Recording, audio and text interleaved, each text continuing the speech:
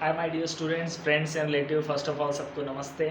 और आज का टॉपिक जैसे कि आप देख सकते हो यहाँ पर ब्लेसिंग और कर्स, वरदान या अभिशाप, जो श्राप दे दे, दुआ बद्दुआ भी बोल सकते हैं, उसके बारे में एक स्टूडेंट ने इसके बारे में नॉलेज देने के लिए डिमांड किया था। तो hairs the topic.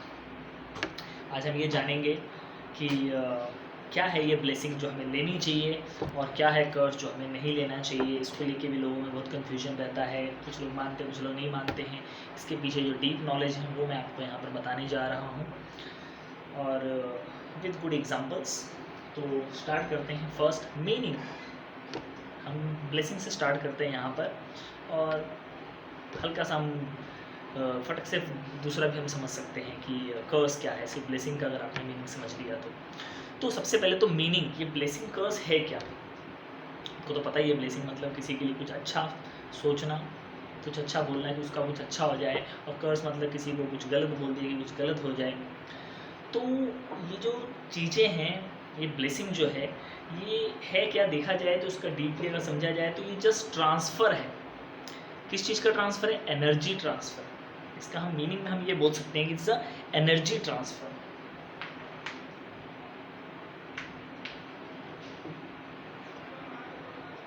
One person to another person, और from one person to many person, और from many person to one person. तो ब्लेसिंग ये है कि सिर्फ एनर्जी, क्योंकि देखो कोई भी काम जो होता है वो उसके लिए, कोई भी काम करने के लिए क्या चाहिए? एनर्जी। साइंस में पढ़ा है हमने कि what does it need to do work. कोई भी एक काम करना है उसके लिए क्या चाहिए? कुछ भी काम करना है, यहाँ तक कि आप जो सोचते हो वो भी क्या चाहिए उसके लिए? एनर्जी। अगर आपकी बॉडी में एनर्जी नहीं है तो कुछ काम नहीं करेगा। तो मीनिंग यही है सिंपल सा ब्लेसिंग का। ब्लेसिंग हो या कर्स हो, एनर्जी चाहिए। एक टाइप की एनर्जी है जो ट्रांसफ़र होती है।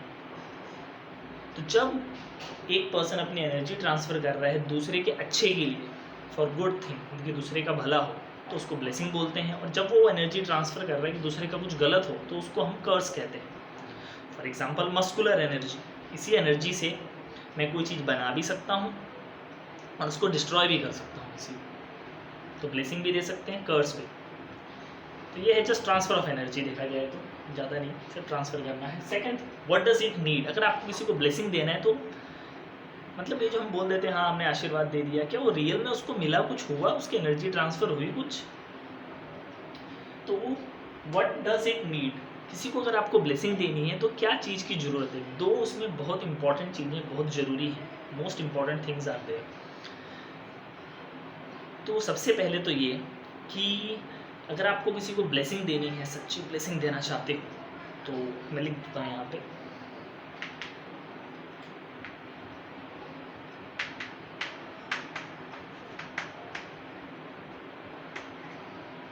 सबसे पहले है डीपली ग्लैड। आप उसी को ब्लेसिंग दोगे, सिर्फ मुंह से बोलने का नहीं हो जाता है ब्लेसिंग, अंदर से निकले। तो वो उसका अंदर से निकलने का मतलब क्या है?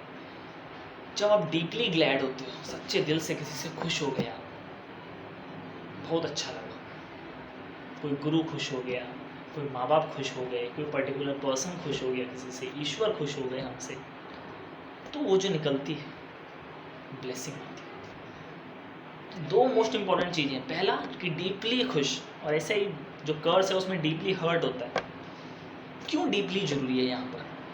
क्योंकि वो पर्सन थोड़ी देर तो आपके सामने है, हर वक्त तो सामने नहीं रहेगा, लेकिन वो ब्लेसिंग कंटिन्यू बहुत लॉन्ग टर्म तक रहती है, जितने टाइम तक भी आप उसको देना चाहोगे। तो वो डीपली जब रहेगा तभी वो इंसान आपके दिमाग में, जहन में, माइंड में, क्योंकि ये सब चीज़ें फिजिकली एनर्जी ट्रांसफ़र नहीं हो रही है फिजिकली, ये माइंड लेवल पे होती है, एस्ट्रल लेवल पे होती है, सूक्ष्म शरीर जिसको बोलते हैं। अगर आप योग में जानते होंगे या जान सकते हो, क्योंकि इंसान बोलते हैं ना अंदर से टूट गया, एक बार अंदर से टूट गया तो बाहर से टूट ही जाएगा, तो अंदर से स्ट्रांग बन गया तो बाहर से भी स्ट्रांग बन ही जाएगा। डिसाइड करते हैं ना माइंड लेवल पे। तो फर्स्ट, सबसे पहले ये डीपली ग्लैड, आपको डीपली किसी को खुश करना होगा, एकदम अंदर से खुश हो जाएगा। और दूसरा जो मोस्ट इंपॉर्टेंट चीज़ अगर मैं इसमें बोलूँ वो है एनर्जी। ब्लेसिंग वही पर्सन दे सकता है जिसके अंदर एनर्जी है। इसलिए अगर आप देखोगे तो ब्लेसिंग, आशीर्वाद जो देते थे ईश्वर देते हैं, तथास्तु, और ऋषि दिया करते थे आशीर्वाद, आज भी देते हैं। तो माँ बाप भी देते हैं आशीर्वाद, लेकिन जो अच्छे से लग जाता है तो ईश्वर का आशीर्वाद, मतलब कि एनर्जी लेवल काफ़ी हाई होना चाहिए उस पर्सन का। अब वो कैसे होता है एनर्जी लेवल हाई, ये मैं इसलिए बता रहा हूँ ताकि आप भी किसी को ब्लेसिंग दे सकते हैं।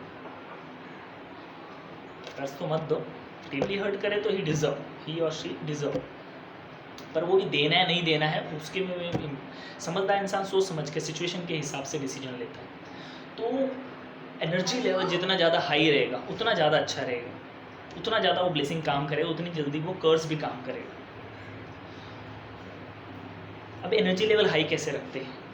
एनर्जी लेवल सबसे पहले हार्ड वर्क करो, स्पेशली फिजिकली और मेंटल वर्क। लोग क्या करते हैं, कोई फिजिकल वर्क कर रहा है मेंटल वर्क नहीं कर रहा है, कोई मेंटल कर रहा है फिजिकल नहीं कर रहा है। थोड़ा पसीना बहाओ, फिजिकली वर्क और थोड़ा मेंटल वर्क भी, कि एक बार जो ठान लिया वो करना है, ये वाला मेंटल वर्क और ज़्यादा नहीं। दूसरा, आप जो थॉट्स आते रहते हैं दिमाग में बहुत सारे, वो ज़्यादा थॉट्स नहीं आने चाहिए, वो हमारी बहुत ज़्यादा एनर्जी को डिस्ट्रॉय कर देते हैं। आपके जो 5 सेंस हैं, पूरे बॉडी पार्ट्स, वो एनर्जी को बहुत ज़्यादा यूज़ करते हैं। तो सोच समझ के, थॉट्स ज़्यादा नहीं। तो पहला, हार्ड वर्क करो, थॉट्स कम होने चाहिए, मिनिमम से मिनिमम, जो अचीव करना है उसी के बारे में सोचो, बाकी नहीं।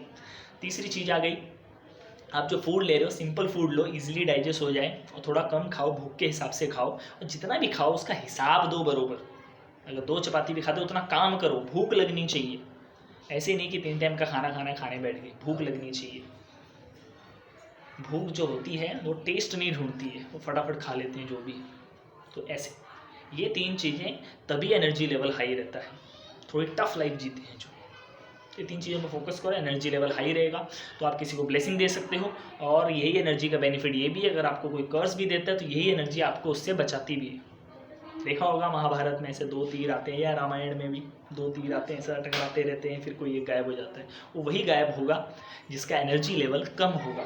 वही दिखाता है ना, उसका शस्त्र जो था, उसका जो बाण था वो बहुत ही पावरफुल था, कोई दिव्यास्त्र था, तो दूसरे को हरा देता है।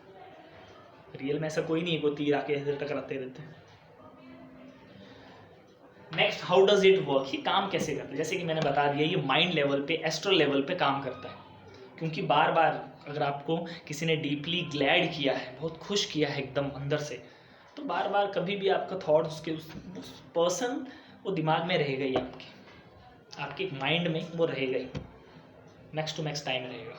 जैसे कि द्रोणाचार्य अर्जुन से बहुत खुश थे, और महाभारत में काफ़ी बहुत सारे सीन हैं जिनमें अर्जुन ने प्रूव किया कि बहुत अच्छे स्टूडेंट थे वो, 1-2 केसेस को छोड़ के। तो दुर्योधन जो द्रोणाचार्य थे वो बहुत उनसे खुश थे, तो हमेशा उनकी ब्लेसिंग, हमेशा अगर आप देखोगे पूरे महाभारत में तो हमारे बार वो अर्जुन से बहुत खुश, ब्लेसिंग निकलती रहती है। तो ऐसा होता है, डीपली एकदम खुश कर दो। तो ये माइंड लेवल पे काम करता है। मैं लिख देता हूँ, माइंड, क्या करें, टीचर है, लिखने की आदत पड़ी है। तो माइंड और एस्ट्रल लेवल पे ये काम करता है, याद रखो, अंदर से काम करता है ये। मतलब सिंपल से अगर मैं आपको डायरेक्ट ऐसे बता दूँ एकदम ईजिली, कि अगर आपको पता होगा तो हमारी बॉडी जो चलती है ये 9 फीलिंग से चलती है, 9 भाव होते हैं। भाव बोलते हैं ना, ईश्वर भी जो है वो आप बोल के आ रहे उससे उसको उनको मतलब नहीं है, फीलिंग आ रही है कि फील, भाव आ रहे हैं, प्रेयर करते टाइम आँख से आंसू आ रहे हैं, फील कर पा रहे हो क्या, वो मैटर करता है। फीलिंग, भक्ति, खुशी, वीरता, ऐसे हमारे अंदर अंदर अलग अलग भाव होते हैं। तो टोटल 9 भाव हैं।